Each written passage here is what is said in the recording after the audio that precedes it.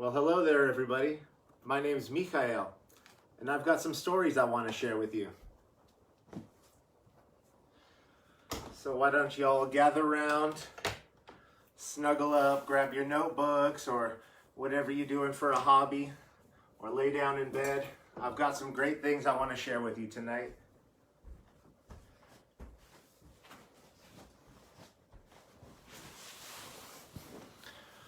Welcome everyone to Volume 8 of Quarantine Bedtime Storytime. I'm your host, Mikhail, of course. So first of all, I want to thank everyone for lending me their time and their ears. I'm very happy to be lending you my time and my voice. I'm also very happy to be sharing some new books. So I'm hoping everyone's healthy out there. I mentioned, was it last week, that I ordered a couple books from Hey Day Press. That's a small press here in Berkeley, because we're trying to support the small businesses, of course. So I got a couple cool books from them. I'll share two with you right now. The first one, which I'm going to read a little bit of, is Cooking the Native Way. Now this is a cookbook with beautiful images of recipes using plants native to Southern California. But also plants that some of the plants are native to Northern California. There's acorn recipes in here. I'm interested in trying some of these out. There's really some delicious looking food in this book. We'll read a little bit of this later, but you can even see the image here. It's just delicious. Another book that arrived recently, I had this copy, but I loaned it out, so I had to loan it out permanently, so I had to get another copy. Secrets of the Oak Woodlands. What's the byline there? Plants and Animals Among California's Oaks. This book is by Marianschild. It's one of the best books I've read in a long time. I highly recommend it. This author's style of writing is just gorgeous. She mixes up biology, natural history of the plants, also the human history of how humans have used the plants, and she really brings out the personality of different plants, animals, fungus, things that interact with the oaks of California. And you know, California is a land of oaks, a land of savannas, so we're very lucky to have beautiful information about the oaks. I'm going to read a couple entries, including one about poison oak, so stay tuned if you want to know a little bit more about why is poison oak why is it so dangerous for humans, and why is it everywhere? Why do we see that all over California? It must be important somehow, right? And I got a couple other books. I don't have them right here, but I'm still trying to learn about California native and natural history. I want to recommend that to everyone. Look at your local presses. I'm sure you'll be able to see some cool stuff. Hey Day Press is awesome.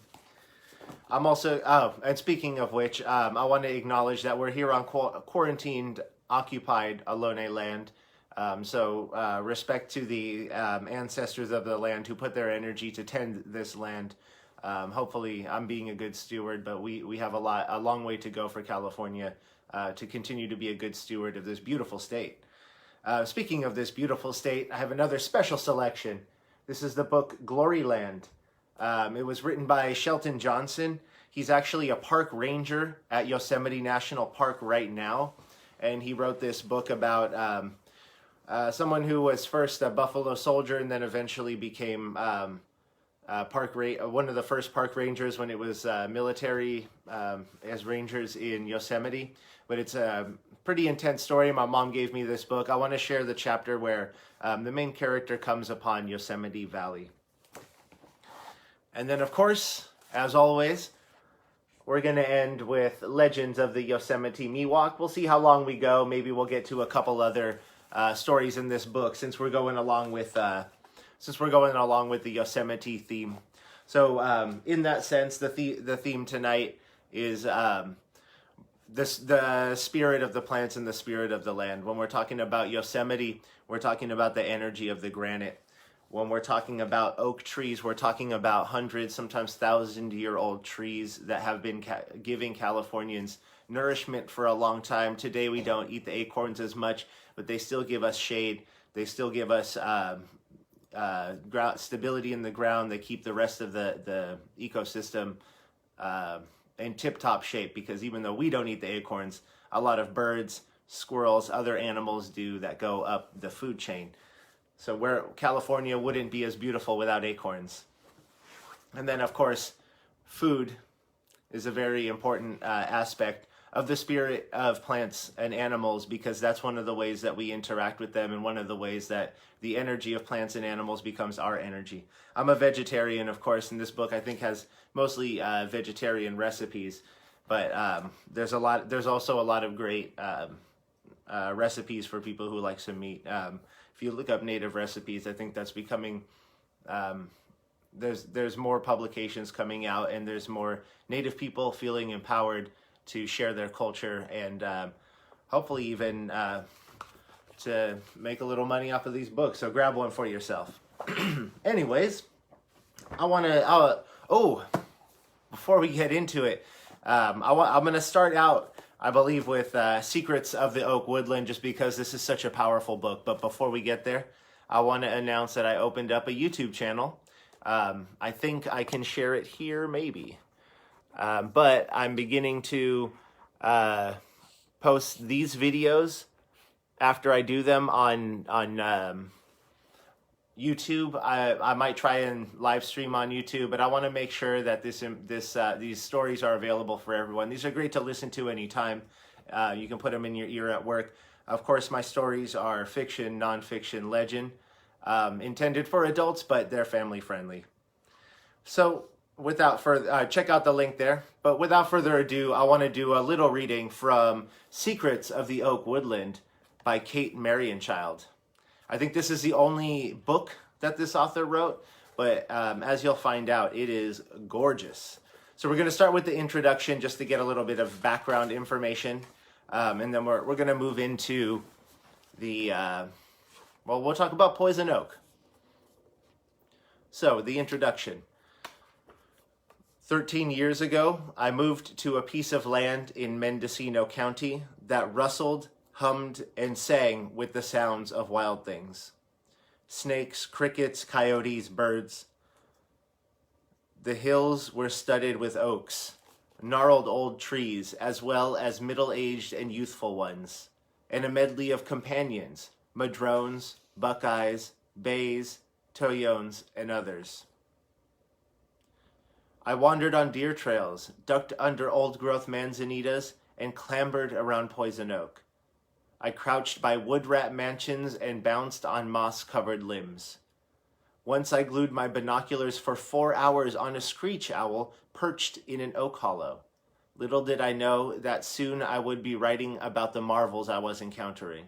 Lizards with third eyes, squirrels perfumed with eau de rattler, and fungi that manage forests. In the beginning, I was interested mainly in birds. After learning to recognize most of the regulars, I was curious about more than their names. I wondered what foods they ate, what materials they gathered for their nests, and what plants they nested and slept in. Then I wanted to know about the plants. How were they pollinated? Who dispersed their seeds? How did they protect themselves against herbivores?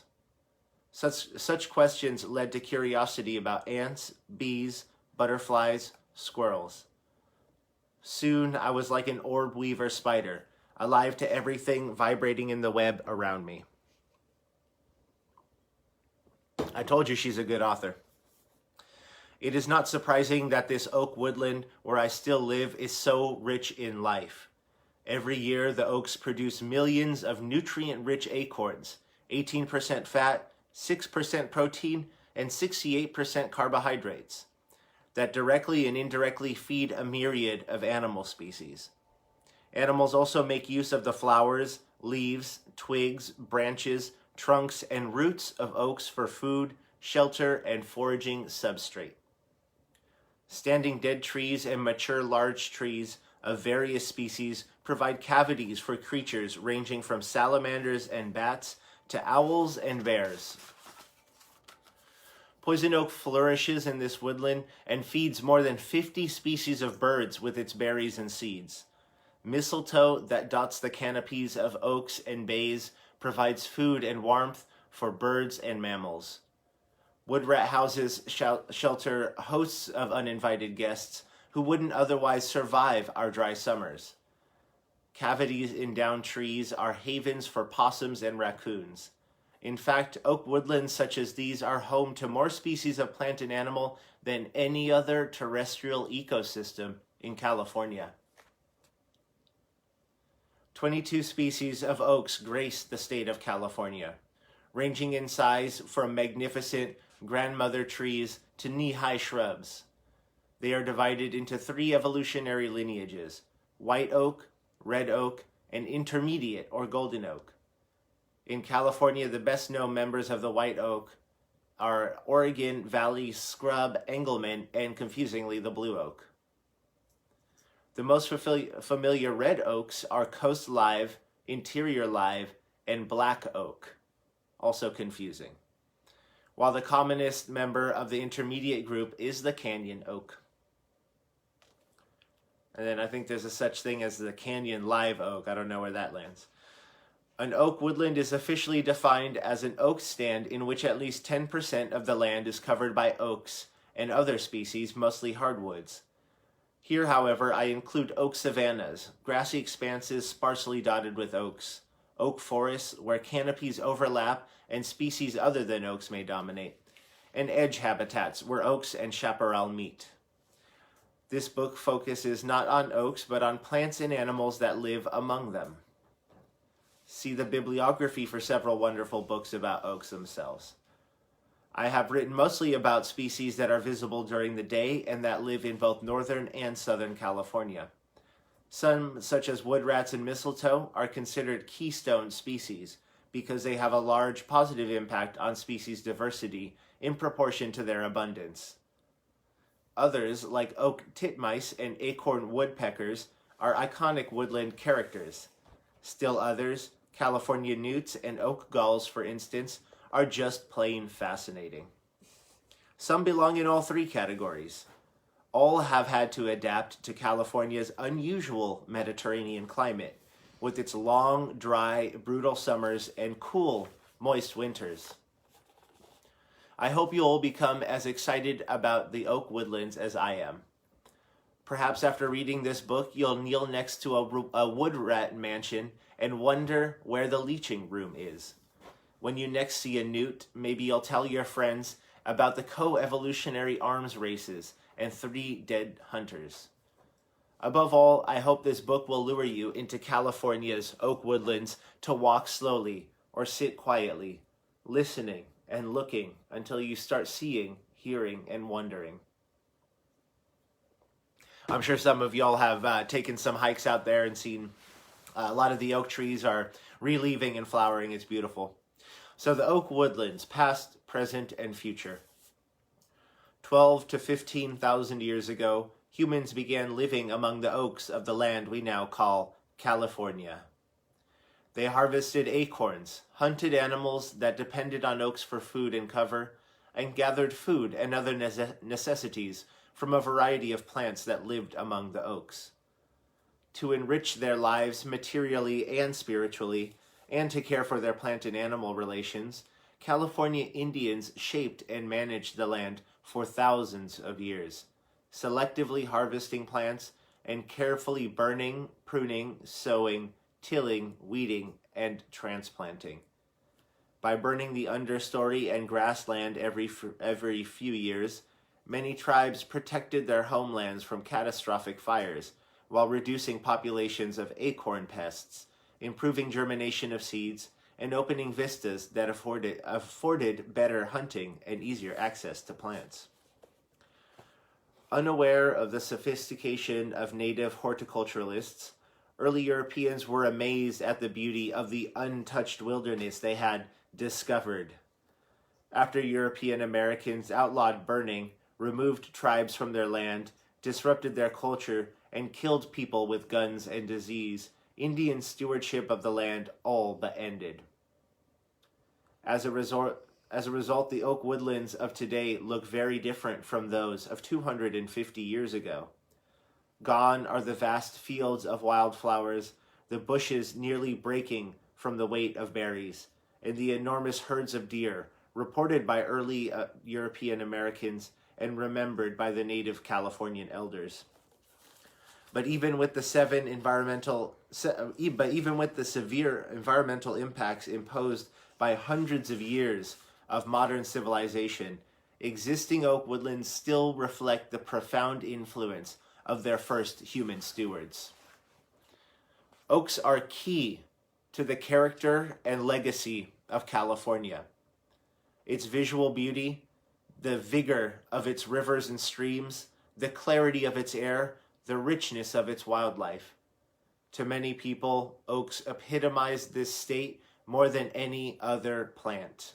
Go Oakland. Sadly, oaks have long been in trouble, and they are now facing serious new challenges. Many ranchers and farmers who historically thought of California's oaks as weeds that stole water from crops routinely chopped oaks down. The denuded lands were then colonized by non-native annual grasses that interfere with the regeneration of certain oak species, wildflowers, and other native plants. In many places, blue and Engelmann oaks are failing to regenerate, and populations of our magnificent valley oaks are declining as bottomlands are converted to farms, freeways, and suburban developments. Douglas fir trees, which used to be kept in check by regular burning, are shading out oaks and their companion plants, transforming oak woodlands into dark fir forests that support far fewer plants and animals. Another problem is Phytophthora ramorum, the fungus-like organism that causes sudden oak death. Since the early 1990s, it has caused widespread devastation along the California coast, killing 1 million oaks and probably infecting another million. The invasive gold-spotted oak borer beetle, which is migrating north from San Diego County under the bark of firewood, is also killing large numbers of oaks. Modern human development is probably the greatest overall threat. Millions of acres of oak woodlands have been cleared for agriculture, ranching, roads, cities, suburbs, and other human constructions.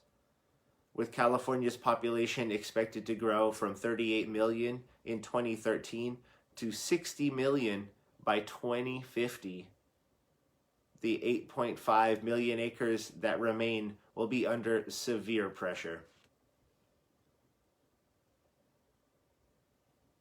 80% of California's remaining oak woodlands are on private-owned land and have few legal protections.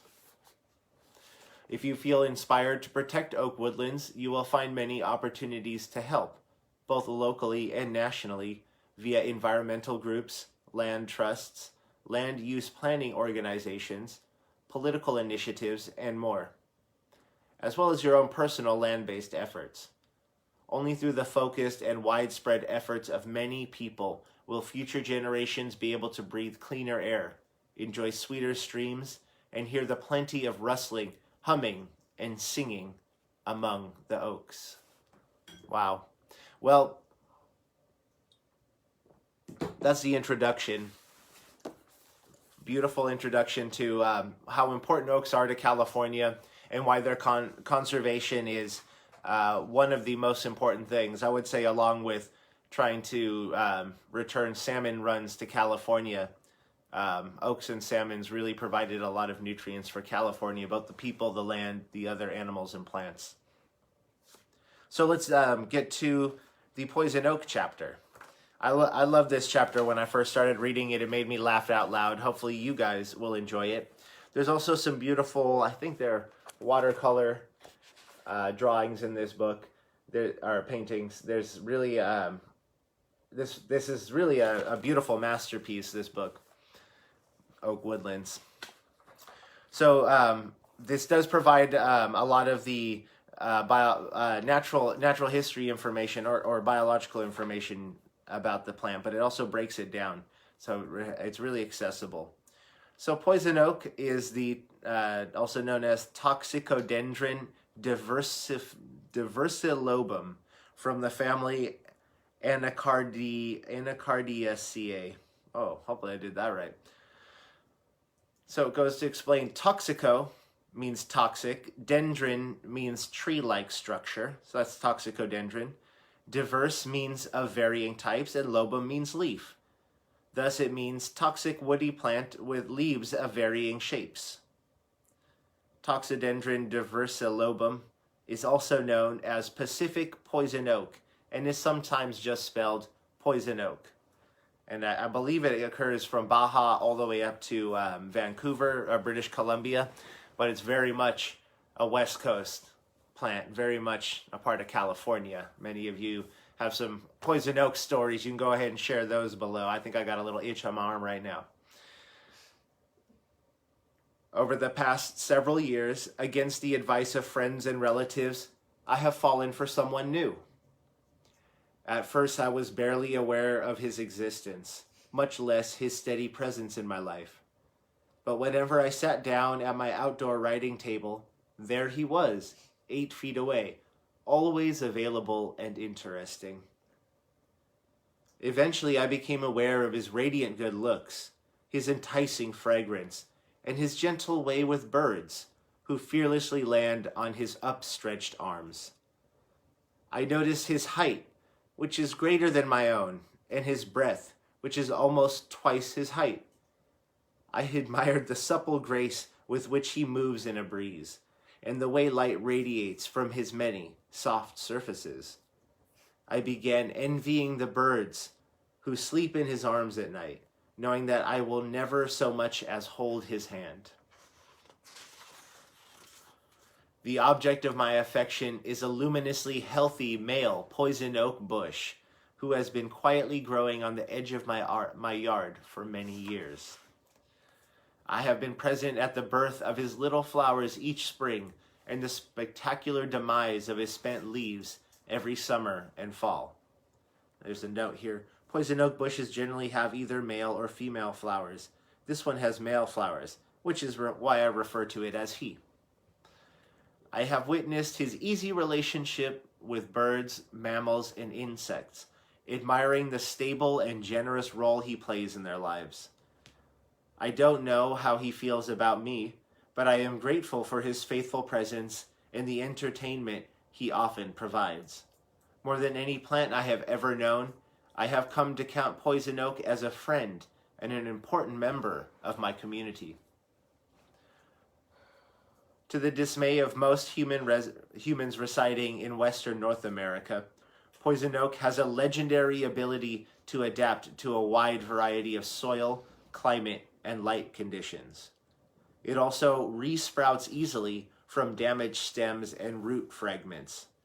It is so adaptable, in fact, that it may have a wider geographic range than any other California native. This plant can grow as a bush, a vine, a ground cover, and occasionally even a single-stemmed tree, which I have seen in the Oakland Hills, and it was frightening. It is most likely to become a vine in shady areas, where it climbs towards the light using the trunks of nearby trees and shrubs, wisely saving energy by not investing in a thick trunk. In the fall, poison oak drops its leaves, leaving nothing but thin reddish stems. You wouldn't expect these bare whips to be attractive to anyone, but during the winter I often see as many as 16 golden-crowned sparrows and several spotted towhees perched silently on the stems of my shrub at one time, always low and always at the same side of the plant. They may be intentionally keeping the broom of stems between them and a sharp-shinned hawk, who sometimes swoops in from the other side, hoping for an easy meal at my bird feeder. When spring arrives, glossy poison oak leaves begin to unfurl like wrinkled little embryos, adding dark red accents to an otherwise gray-green landscape. The red quickly turns to green, and by the time the bushes are attired for summer, the golden-crowned sparrows have departed for Canada and Alaska, and the spotted towhees are hidden from view by new leaves. The wildlife slowly picks up again, when loose clusters of small yellow-whitish flowers emerge in late April or early May. Right now you'll be able to see that, sending plumes of clove-like fragrance into the air around them. In the heat of the day, you may see hundreds of glowing forms hovering about a bush, like a halo of tiny Tinkerbells.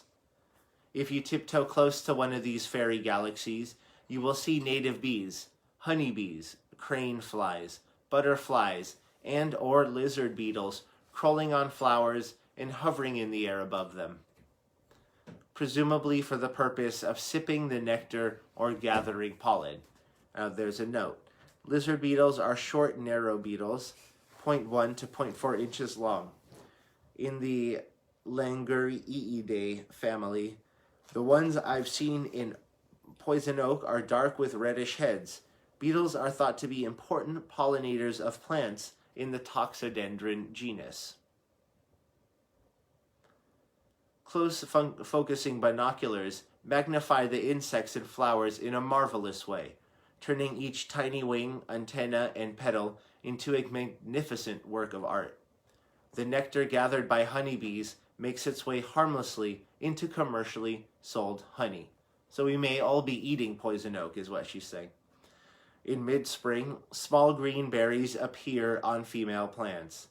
As they mature and turn into seeds, tan-colored papery skins called exocarps form on the outside. These husks cover white seeds scored with dark longitudinal grooves that mark resin canals. As early as June, or as late as October, when poison oak plants begin to go dormant, warm tints start creeping into their leaves, intensifying until they set woodlands and stream sides aglow. Bushes and vines growing next to each other often go off at different rates, as do individual leaves on plants, creating a spectacular palette of yellow, peach, orange, magenta, red, and green foliage. The colors often linger for months, treating Californians to more varied, vivid, and widespread art shows than those produced by any other native plant. When the last leaf has drifted to the ground, nothing remains but bare stems, hung with forlorn-looking clusters of seeds. These little jawbreakers, which are the size of small peas, are surprisingly attractive to birds and mammals, whom you might see eagerly harvesting them. Few animals realize that we and a few other primates are the only animals to suffer ill effects from poison oak. Everyone else seems to love it. At least 50 California bird species eat its berries and seeds, while others forage on the leaves for insects, and yet others nest and hide in it. I wonder, in fact, if poison oak provides food and habitat for a wider variety of birds than any other California native plant. Wren tits, secretive little birds that spend their lives in dense shrubs, are heavily dependent on poison oak, relying on its berries, seeds for 7 months, and hiding inside its foliage for safety. Ruby-crowned kinglets and yellow-rumped warblers also rely heavily on its berries and seeds. And endangered least Bell's vireos prefer poison oak to other plants for nesting sites. Wow, maybe all these animals prefer poison oak because it keeps us away. Many of California's seed-eating birds have evolved a symbiotic relationship with poison oak. They eat the seeds, scarifying them, that's abrading or softening with their surface, with digestive acids before excreting them away from the shade and competition of the parent bush. Scarification allows the water and gases to penetrate the seed's gummy coats, reducing germination time after the birds plant them. Unlike the seeds of many chaparral plants, poison oak seeds do not benefit from scarification by fire. Interesting. So fire actually gets rid of poison oak, at least temporarily. Black-tailed deer browse heavily on poison oak leaves, which are rich in phosphorus, calcium, and sulfur. In some areas, deer eat poison oak more than any other plant. Elk, horses, and other ungulates also consume the leaves, as do rodents, such as Marian's chipmunks and western gray squirrels. Squirrels, wood rats, and pocket mice eat the seeds as well. In addition to providing important food and cover for birds, mammals, and insects, poison oak plays a key role in the regeneration of plants in areas that have been burned or cleared. Sprouting quickly from root crowns, new poison oak bushes serve as nurse plants, providing shade and protection from herbivores for species that sprout underneath them. If poison oak disappeared, California's landscapes would change radically, and many animal populations would undoubtedly decline or disappear. All parts of the poison oak plant are covered with urushiol, an oily resin that causes contact dermatitis in 85 to 90% of modern humans when it binds with specialized white blood cells in the skin. Other familiar urushiol-producing plants in the same family include cashews, mango, pistachio, sumac, and Chinese lacquer tree. Only the nectar, pollen, and fallen dead leaves are free of urushiol. To avoid oozy, itchy misery and even anaphylactic shock, susceptible people must avoid touching poison oak plants. No matter what state the plants are in, living, dormant, or dead, red, yellow, or green. Even 100-year-old herbarium specimens have caused rashes. You must be careful not to build a campfire with dead branches, as smoke is toxic, and you must avoid touching tools, gloves, shoes, pets, and other things that have contacted poison oak. Contrary to popular opinion, it is not possible for a person to contract a case of poison oak by simply standing near the plant or inhaling its pollen. So, to identify poison oak in spring and summer, look for the leaves of 3, with 2 leaves kissing and 1 leaf running away. The leaves are usually occur in groups of 3, with the 2 side leaves meeting at the base while the middle one runs away on the short petiole stalk. Watch out, however, for the rare plants with 5 or 7 leaves per leaflet exist. In winter, novices have a hard time recognizing the bare stems and the woody vines of poison oak, but with expert guidance, you can quickly learn to identify them. In the meantime, avoid touching any upright leafless stalks or climbing vines. Unless you have pets, please leave this shrub for wildlife to use except where it infringes closely on areas of human activity. If we could hear the bewildered reaction of a bird who has just experienced the death of a poison oak bush, it would resemble the shocked reaction of humans in the aftermath of fires, hurricanes, and earthquakes. What happened? Where's my home? Where's the food that was supposed to last me through winter? Where am I going to sleep tonight? If you do not need to remove poison oak, if you do need to remove poison oak, it's best to do so by mechanical or low-impact chemical means rather than spraying it with Roundup or other toxic herbicides. POEA, the so-called inert surfactant in Roundup, has been implicated in the massive worldwide decline of amphibian populations. Far from inert, it also damages and destroys human embryonic, placental, and umbilical cells. It is difficult to kill poison oak roots, which are actually rhizomes that creep horizontally under the soil and send up sprouts through their nodes. But there are various ways of keeping the plants at bay.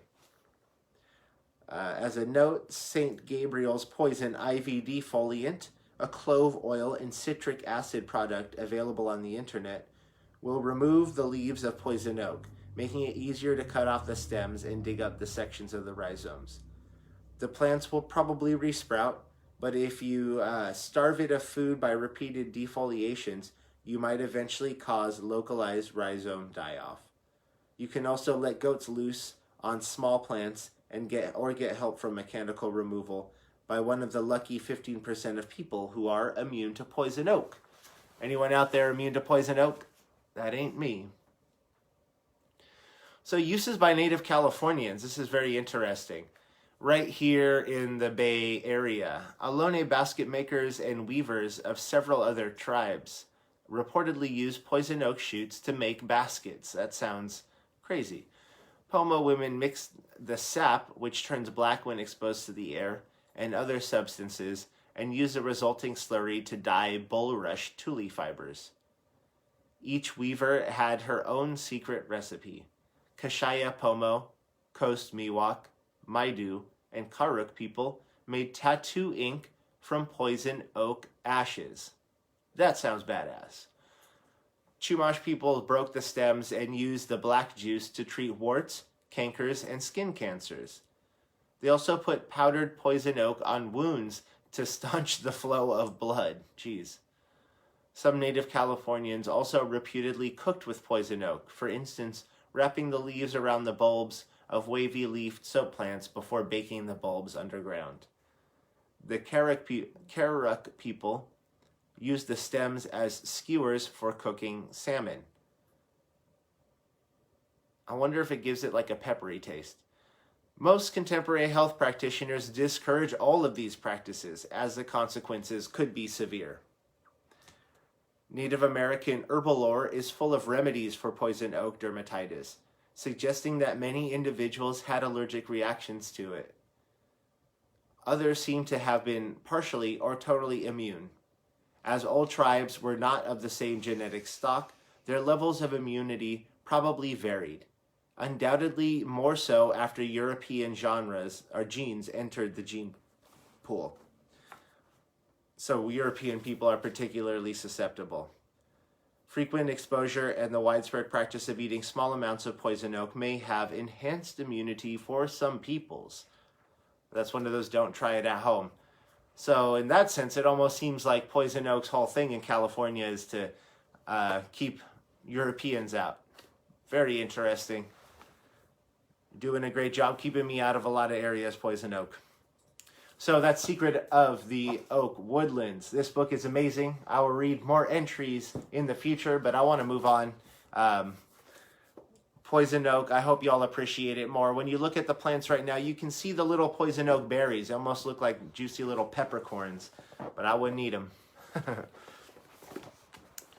So let's read a short excerpt from this book, Gloryland. Let's see, do we got time for that? I think we got time for that. So Gloryland is written by Shelton Johnson. Again, he is a park ranger at Yosemite. He still does presentations in Yosemite National Park about the early African American influence on the park. Some people out there may know this, but most of the original buildings built in Yosemite when it was first protected from loggers and herders and everything. The first people to build on the land was a battalion of African American soldiers.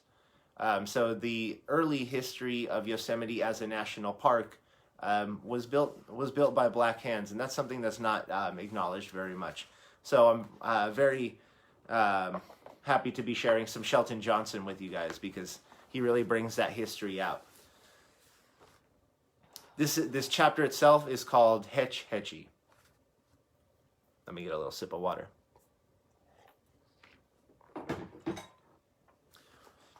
So we're jumping right in the middle of it. He's in a troop. He arrived in California in the military. Some places you live in, but there's some that live in you. Settle in you the way sediment gathers under a stream that's slowed down. As long as you ain't moving too fast, the feel of that place builds up in the dark of you, under your heart while the blood flows over. All you got to do is slow down so it can drop out of the sky and collect. Hetchy is a place like that, a place that slows you down to a speed proper for human beings.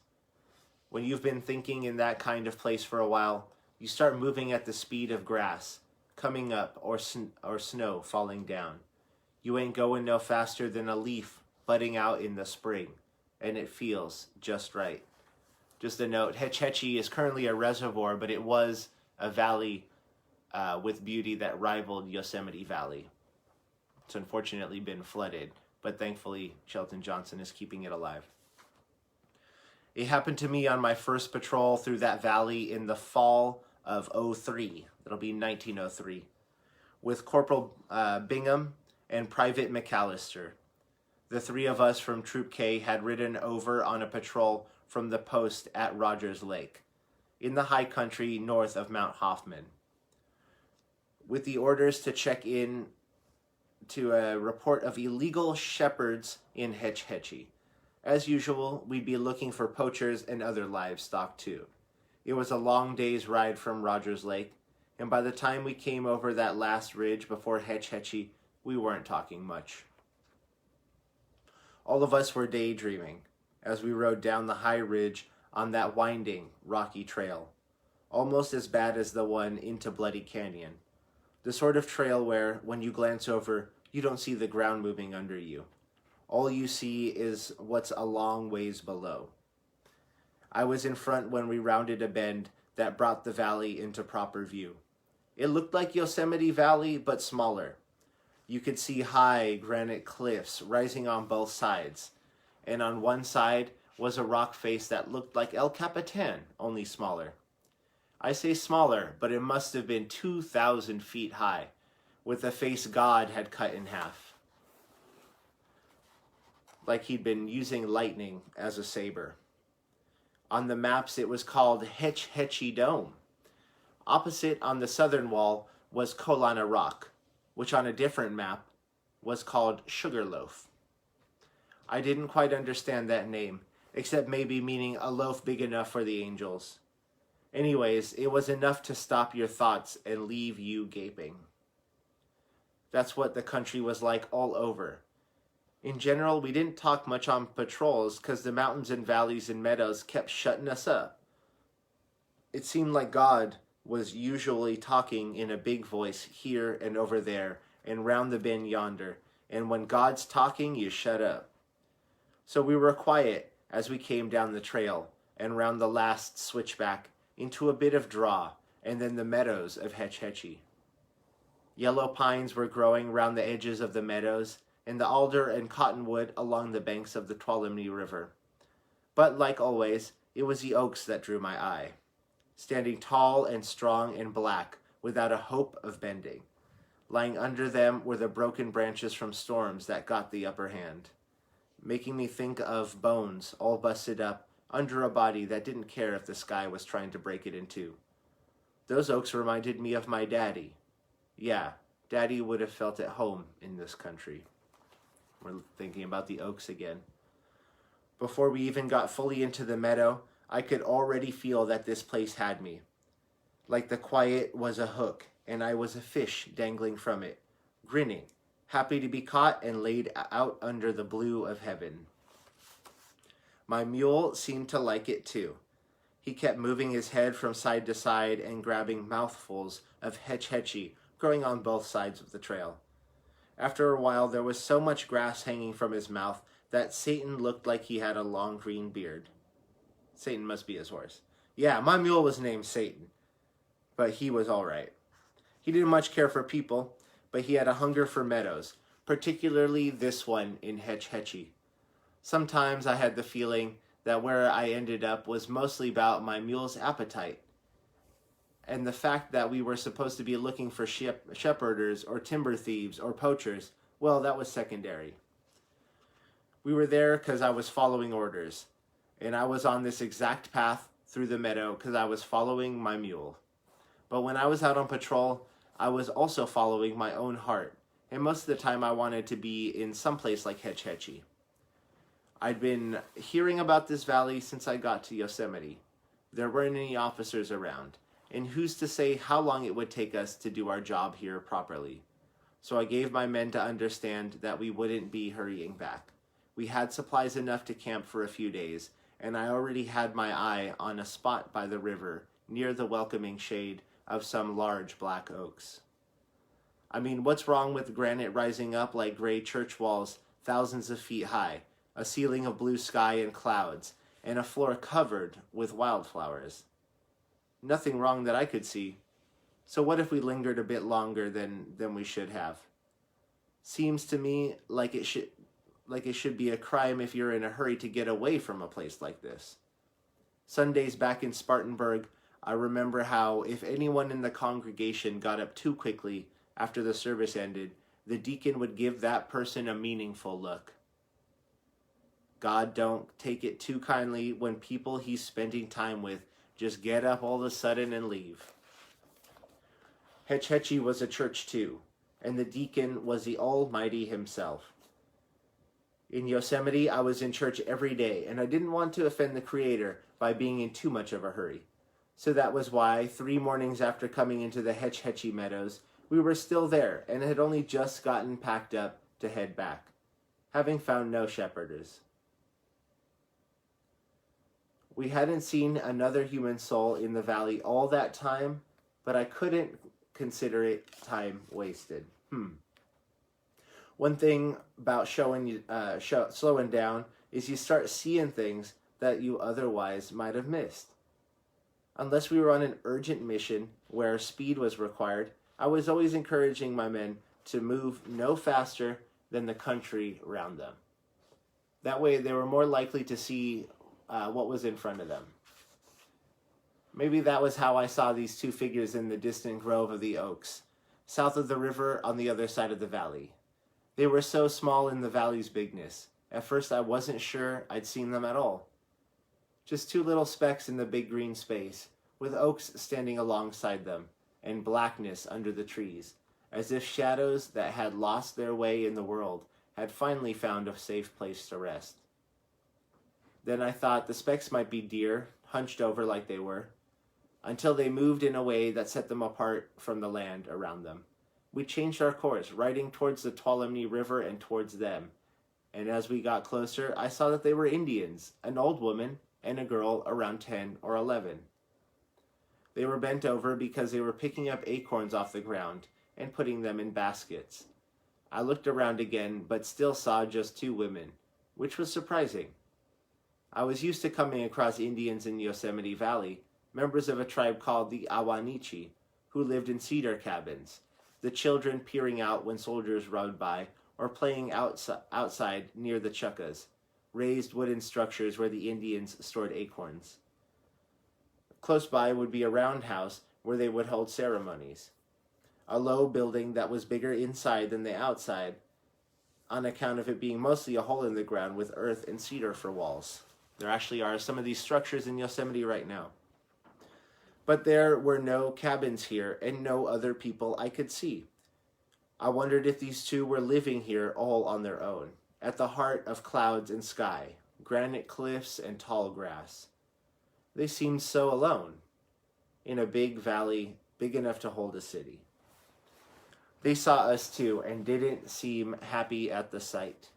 I couldn't blame them much. I've seen very few Indians who enjoyed the company of soldiers, particularly soldiers in the U.S. cavalry. As we crossed the river, I could feel Satan tense and then ease into the coldness. It was already a hot day, and not yet past noon. We gained the opposite bank and wheeled to the left, but not too sudden. I signaled to Bingham and McAllister to fall into single file instead of 3 abreast. I was really working on not presenting myself as an enemy, but then again, it's just like an enemy to not act like one when they're closing in. The woman and the girl stopped their gathering as we came up, and the girl began to cringe and cry a little bit. Both of them watched us the way you eye a rattlesnake that's about to strike.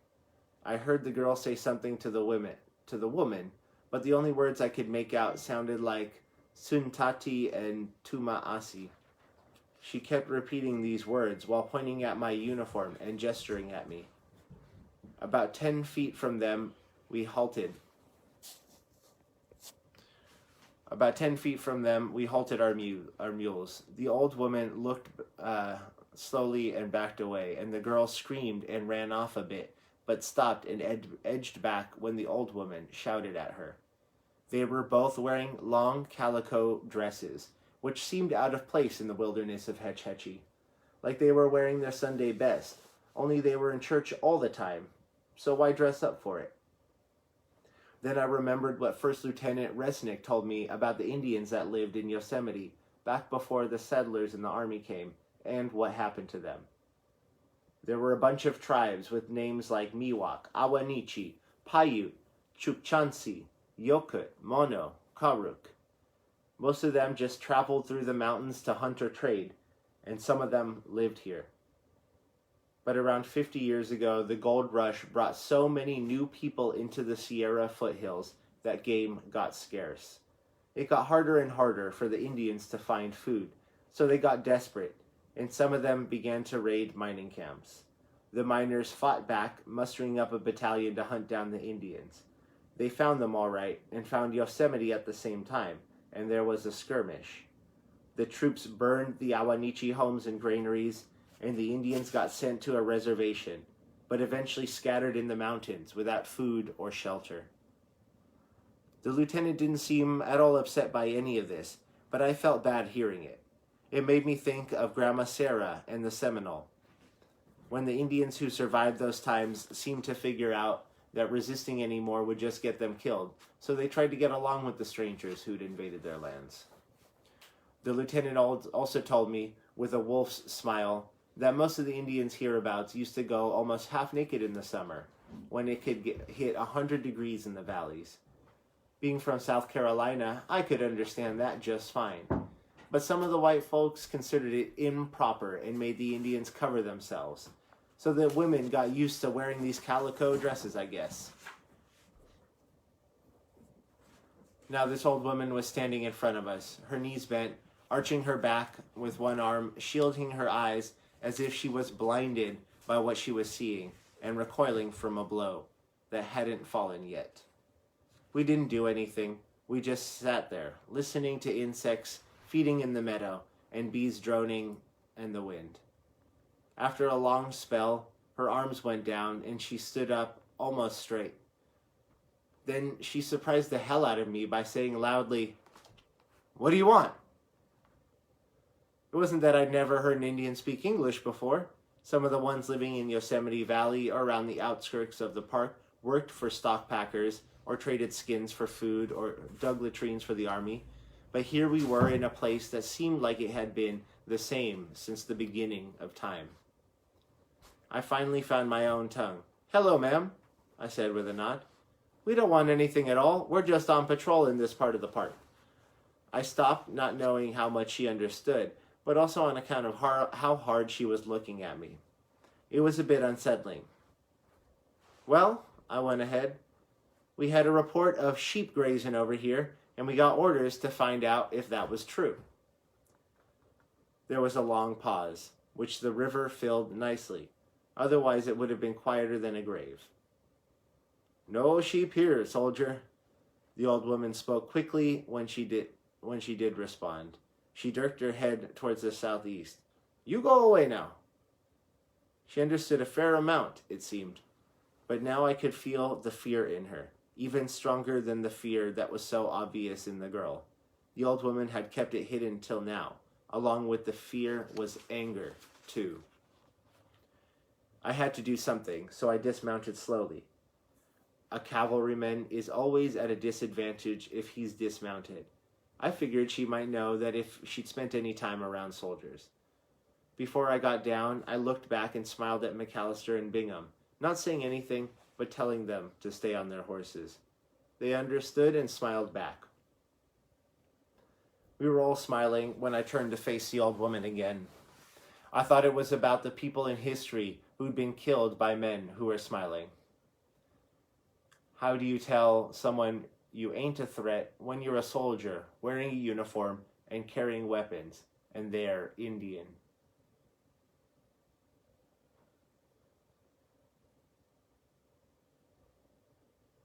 I think I might just leave it there.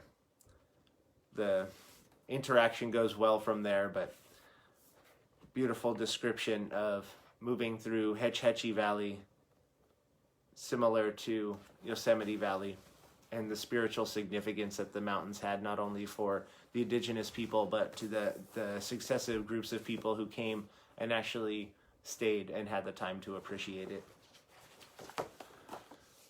So, speaking of the Awaneechee,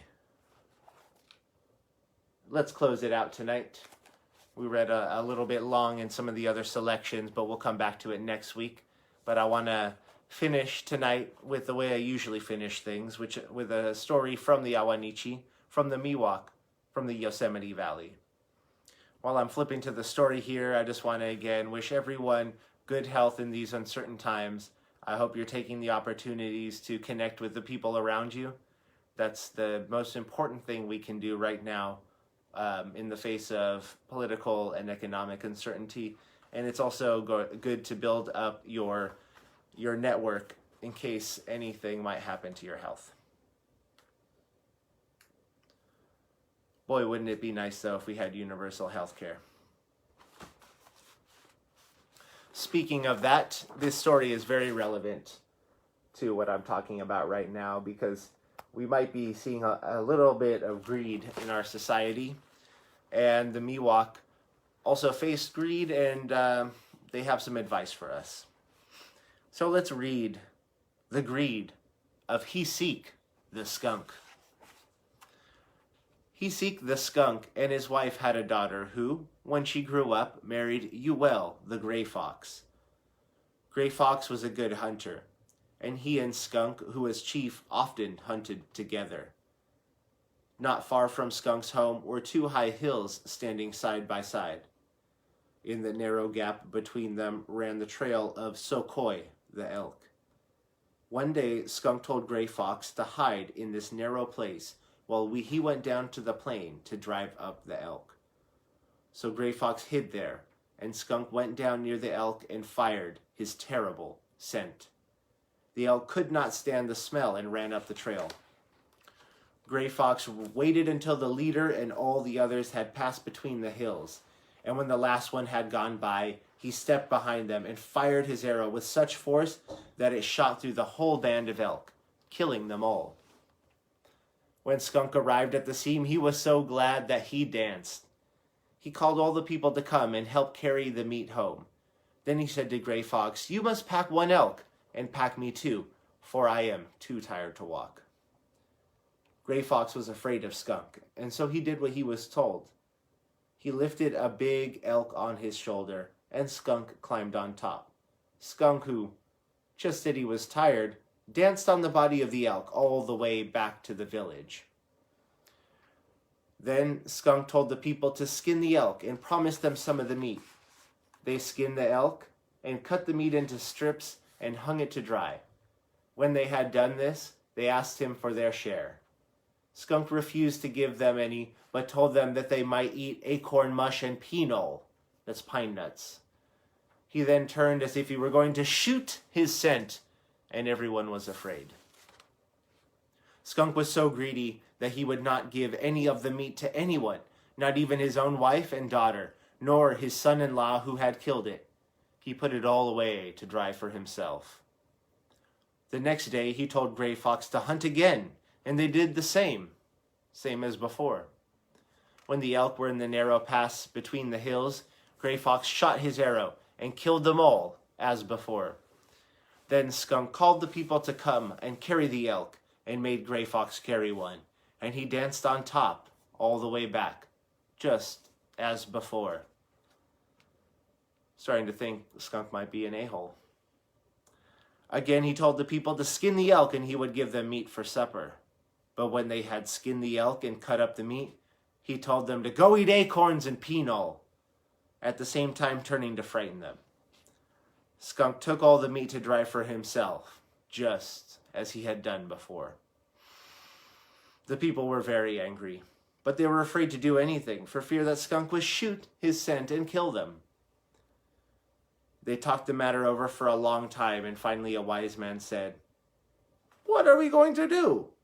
Must we hunt for him, and pack his meat, and skin it for him always, and not get any? We had better kill him. But how can we do it so that he will not shoot his scent and kill us?" Then Two-Wick the Badger spoke. He said, "We can kill him." And while Skunk was watching his meat so that no one could take any of it, Badger dug a big hole and built a fire in it. Someone asked him why he was building a fire, and Badger replied, "Do you not know that Skunk is a great dancer and loves to dance? We will have a fire in the hole and cover the top with sticks and leaves and earth so he can't see anything. Then we will send for him to come and dance. And when he dances, he will break through and fall in, and we shall kill him." The people answered, "All right, all right." When it was dark, they sent a messenger to Skunk. The messenger said, "You are a great dancer. We want to dance tonight, and we will pay you if you will come." Skunk was pleased and answered, "All right, where shall I dance?" They took him to a place, and pointing to it, they all said, "Right there, right there." Skunk began to dance. He didn't think twice about it. He began to dance and sing. Everyone said, "Good, you're doing well. Keep on, you're doing finely. Go ahead, you're surely a great dancer." And they flattered him. And he kept on and danced harder and harder, for he was proud, and he wanted to show what he could do. After a while, when Skunk was dancing hardest, the sticks broke, and he fell into the hole. The people were ready. They had a very big rock, which it had taken many people to bring. They were waiting, and the moment that Skunk fell in, they pushed the rock quickly over the hole and held it down. They all climbed on top and held it down tight so Skunk could not get out. The hot coals burnt Skunk's feet and made him dance. He was very angry and shot his scent so hard against the side of the hole that he pushed up mountains on that side. Then he turned the other way and shot again and pushed up mountains on that side too. After this, his scent was gone, and the coals burnt him and killed him. Then all the people were happy. What did they do? The next day, the people had a great feast, and they ate all of the elk meat that they wanted. Thank you, Yosemite Miwok. Thank you, Kate Marianschild and Shelton Johnson. I want to remind all of y'all that we have a YouTube channel now for Quarantine Bedtime Storytime. So please click the link somewhere in the comments there. Subscribe. We're going to be posting the videos on there and hopefully new stuff on there. I'm wishing good health to everyone out there. We'll see you guys again very soon. Until then, please share this with anyone who you think needs